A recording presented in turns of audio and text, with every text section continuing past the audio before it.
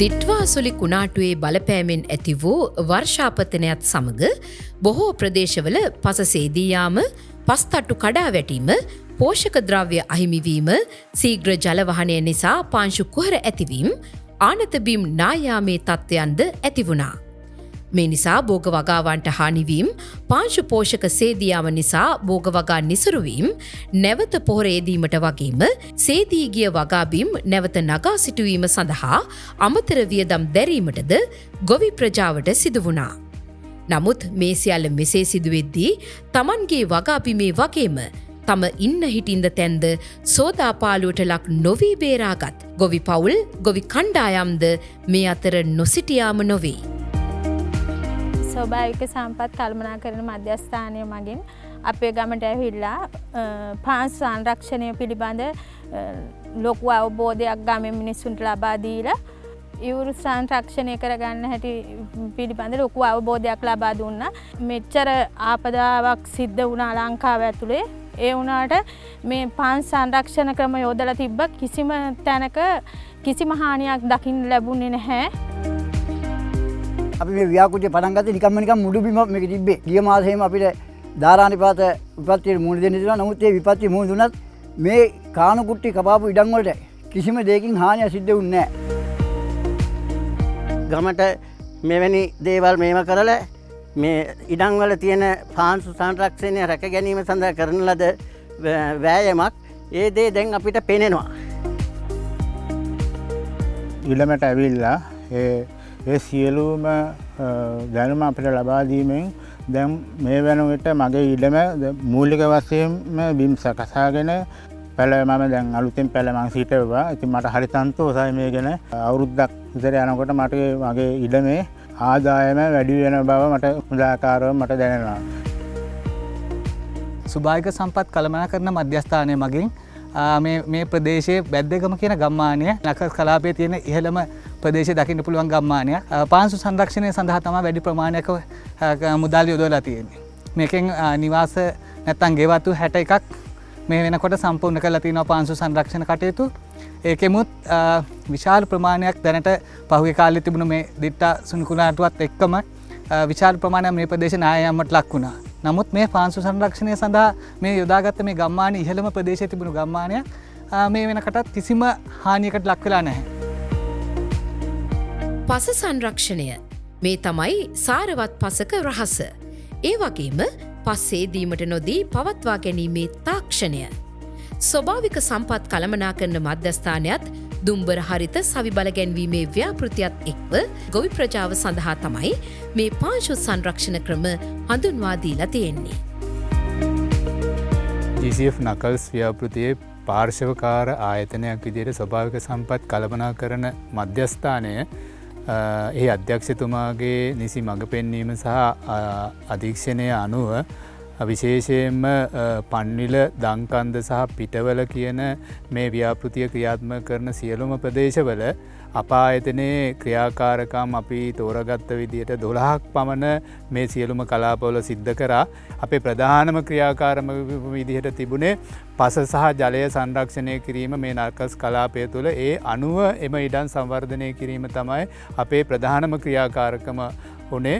එතකොට ඒ අනුව අපි මේ බැද්දේගම වස්සමට ඇවිල්ලා අපේ සියලුම නිලධාරීන් අතරම තාක්ෂණික සියලුම නිලධාරීන් ඉතාමත් උනන්දුවෙන් ධෛර්යයෙන් කැපවීමෙන් දැනුවත්කිරීම කරලා පුහුණු වැඩසටහන් කරලා විශේෂයෙන්ම මේ සියලුම ඉඩම්වල අපි ඇවිදලා ඒ ඉඩම්වලට සරිලන පාංශු සංරක්ෂණ ව්‍යුහ වලට අදාළ සිතියම් ගත කරලා මේ සියලුම කාර්යයන් ඉටු කරලා තමයි මේ ගොවි මහතුරු අපි මේ වැඩසටහනට දායක කරගත්.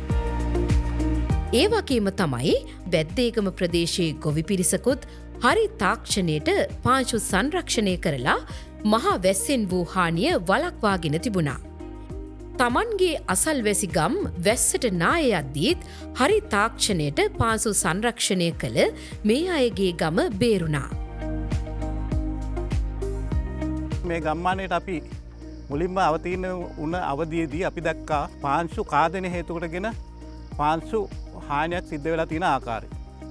එතකොට මේක වළක්වා ගන්න අපි අනුගමනය කරන ක්‍රමවේද මොනවද කියන එක ගැන කතිකාවට ලක් කරා. අපේ තාක්ෂණ ක්‍රීඩාධිපති මණ්ඩලය සහ අපේ ආයතනයේ සීලම දෙනා එකතු වෙලා මෙම කටයුතු ඉෂ්ට සිද්ධ කරගන්න ආකාරය මැනවින් අවබෝධ කරගෙන අපි මූලිකව මේකේ පාන් සංරක්ෂණ සහ විශේෂයෙන්ම වැසි ජල අපාන සලස්මක් අනුගත වෙන ලෙස සාර්ථක සිතියමක් සෑම ගොවිපළ ඉඩමකටම නැත්තම් මේ ගොවිමාත් මේක ඉඩමකටම සකස් කරනු ලැබුවා. මේදී අපි විශේෂයෙන් අවධානය යොමු කරා මේ ප්‍රදේශයේ ව්‍යාප්තිලා තියෙන ප්‍රධාන පස් කාණ්ඩ ගැන. මේකේ භෞතික ලක්ෂණ වලට අපි අවධානය යොමු කරා. විශේෂයෙන්ම පාංශු ගැඹුර, පාංශු ජලවාහනය, වයනය වගේ ප්‍රධාන කාරණා වලට අවධානය යොමු කරමින් භූ විෂමතාවය අනුසාරයෙන් බෑවුම නිර්ණය කර ගැනීමෙන් සහ ප්‍රදේශයේ ව්‍යාප්තිලා තියෙන වර්ෂාපතන තත්ත්වවලට අවධානය යොමු කරා. අපිට හම්බුණා මේ සම්පත් ගොවි මහත්මයාගේ ඉඩම. මේක ඇත්තටම 25%ක 30ක පමණ බෑවුමක් තියෙන ඉඩමක්.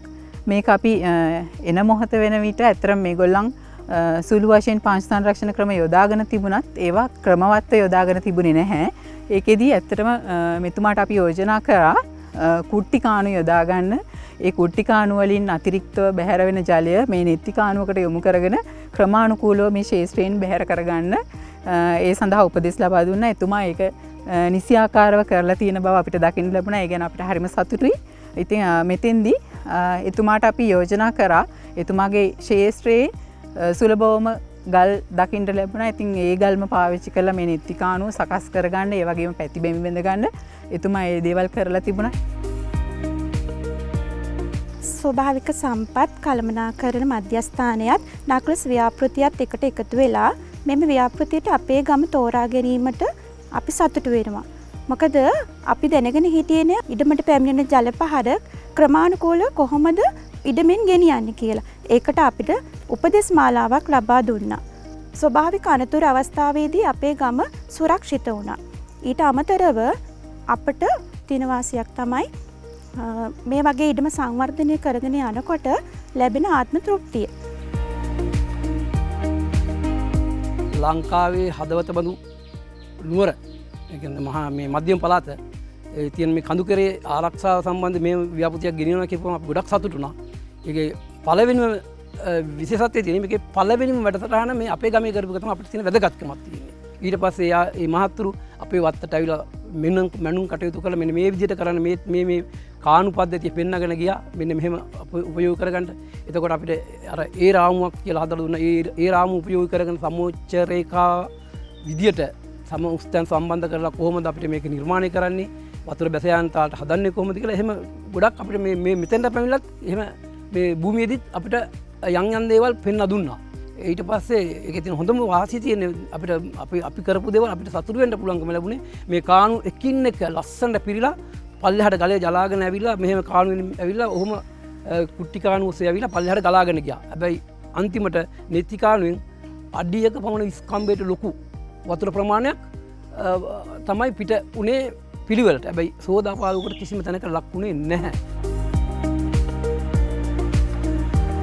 ඒක මම කියන්න කැමති මේ අපි පාංශු සංරක්ෂණ කරලා තියෙන ක්‍රම මේ තනි වේදිකා ඉදි කරලා තියෙන ඒවා බලලා මේ හැමෝමත් මේ ආකාරයට මේ සංරක්ෂණ කටයුතු කරන්න කියලා මං ඉල්ලීමක් කරනවා. ඇත්තටම මේක ලොකු වේදමක් ගියපු එකක් නෙමෙයි. මේ ඉඩමෙන්ම ලබාගත්තු මේ පාෂාණ වලින් තමයි මේ කාණු කපනකොට හම් වෙච්චි පාෂාණ උපයෝගී කරගෙන තමයි මේ සංරක්ෂණ කටයුතු සිදු කරලා තියෙන්නේ.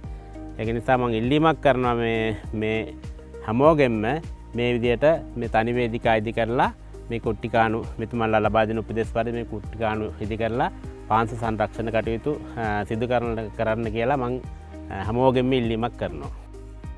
හොඳ පසක් කියන්නේ ස්වභාවිකව ලැබෙන දෙයක් පමණක්ම නෙවෙයි. නිවැරදි පාංශු සංරක්ෂණ ක්‍රම භාවිත කරලා රැක ගැනීම වගකීමක්ද වනවා. දිට්වා අපට කියලා දුන්නේ පස හරියට සංරක්ෂණය කළොත් ස්වභාවික ආපදාවලටත් මුහුණ දෙන්නට පුළුවන් කියන සත්‍යයි. කෘෂිකර්ම දෙපාර්තමේන්තුවේ ස්වභාවික සම්පත් කළමනාකරණ මධ්‍යස්ථානය ශ්‍රී ලංකා රජය වෙනුවෙන් පාංශු සංරක්ෂණ පනත ක්‍රියාත්මක කරන්න බලය ලැබිලා තියෙන ආයතනය. විශේෂයෙන්ම ගත්තාම අපි පසුගිය කාලේ අපි GCF නකල්ස් ව්‍යාපෘතිය යටතේ නකල් සංරක්ෂිත කලාපයේ විශේෂිත පාංශු සංරක්ෂණ සැලැස්මක් ක්‍රියාත්මක කළා.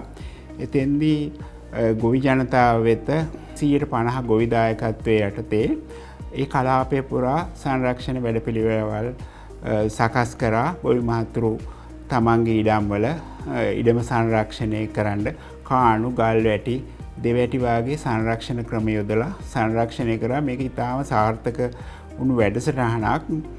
එහෙදී ඇත්තටම ග්‍රාමීය ප්‍රජාව සවි බල ගැන්වීමේ වැඩසටහනක් ක්‍රියාත්මක වෙලා මේ ව්‍යාපෘතියේ මුදල් ගමට යන විදිහට වැඩපිළිවෙලක් සකස් කරා.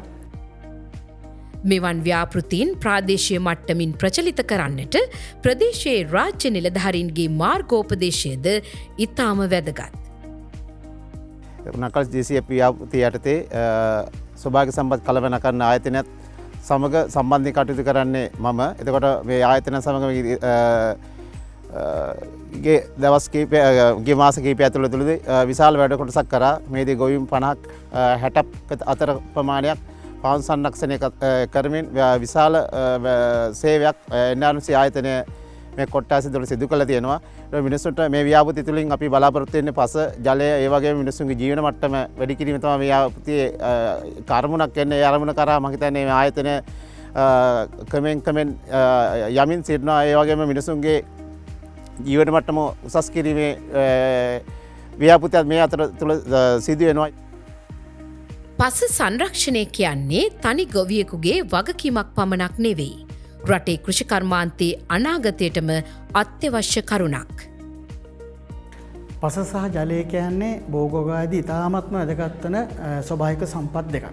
එතකොට එතනුතුත් පස කියලා කියන්නේ සුවිශේෂී වැදගත්කමක් තියෙන ස්වභාවික සම්පතක්. මේක හේතු වෙන්නේ මේක නිර්මාණය වෙන්න ඇතැම් විට වර්ෂ දහස් ගණනක් ගත වෙනවා. නමුත් අපි දන්නවා විවිධ පාරිසරික තත්ත්වයන් යටතේ එහෙම තියෙන සරු මතු පිටපස අපෙන් ඉවත් වෙන්න ගත වෙන්නේ සමහරක් වෙලාවට මිනිත්තුවක මිනිත්තු 2-3ක වගේ කාලයක්. ඉතින් මේ වගේ භෝගෝගාවට ඉතාමත්ම වැදගත් වන මතු පිටපස් කොටස් ඉවත් වෙලා ගියාට පස්සේ නැවත යථා තත්ත්වයට පත් කිරීම තරම් පහසු කාර්යයක් නෙවෙයි. ඒ ඇතැම් විට අවුරුදු ගණනක ක්‍රියාවලියක්. ඉතින් අපිට තියෙන එකම දේ තමයි මේ ආකාරයෙන් තියෙන මතු පිටපස පරිස්සම් කරන ගමන්, එහෙම නැත්නම් සංරක්ෂණය කරන ගමන් භෝගෝගාවේ නියමිත අස්වනු ප්‍රමාණය ලබා ගන්න අවශ්‍ය කටයුතු කළමනාකරණය කර ගැනීම. ඉතින් එතනදී පාංශු සංරක්ෂණය කියන දේ එහෙම නැත්නම් මාතෘකාවට ලොකු බරක් එහෙම නැත්නම් වැදගත්කමක් තියෙනවා. ඉතින් මේ අපේ සියලුම තාක්ෂණික ක්‍රමෝපායන් ඒ සඳහා අපි යොමු කරලා තියෙනවා. අපේ තියෙන ප්‍රදේශයන්ට ගැළපෙන පසේ තත්ත්ව, භෞතික එහෙම නැත්නම් භූමියේ ස්වභාවයන්, ඒ වගේම වර්ෂාපතන තත්ත්වයන් ඒ ඔක්කොම සලකලා බලලා නියමිත ක්‍රමවේදයන් අනුගමනය කරලා මේ අපිට වටිනා සම්පතක් වෙන පස ආරක්ෂා කරගන්න තමයි ස්වභාවික සම්පත් කළමනාකරණයේ මේ වගේ තාක්ෂණික දායකත්වයක් සපයනු ලබන්නේ. ඉතින් පස කියන දේ වැදගත්කම දැන් වෙනදටත් වඩා අපිට අවධානයට ලක් වෙලා තියෙන, අවබෝධ වෙලා තියෙන කාලවකවානුවක් මේක. ඉතින් ඒ නිසාවෙන්ම ඉදිරියේදීත් සිදු කරනු ලබන විවිධ කෘෂිකාර්මික කටයුතුවලදී, විශේෂයෙන්ම භෝගෝග කටයුතුවලදී අපේ තියෙන මේ පස සංරක්ෂණය කරගනිමින් ඒ සඳහා අවශ්‍ය කටයුතු සිදු කරගනිමින් ඒ කටයුතු සිදු කරනවා ඇතයි කියන එක අපි බලාපොරොත්තු වෙනවා. ඒ සඳහා ඔබ තමුන්නාන්සේලා සියලු දෙනාටම ආරාධනය කර සිටිනවා. හොඳ පසක් රැකගන්නා ගොවියා තම අනාගතයම එයින් රැකගන්නවා. මේ සාර්ථක ගොවින්ගේ අත්දැකීම් අපේ රටේ කෘෂිකර්මාන්තයටම මඟ පෙන්වීමක් වේවි.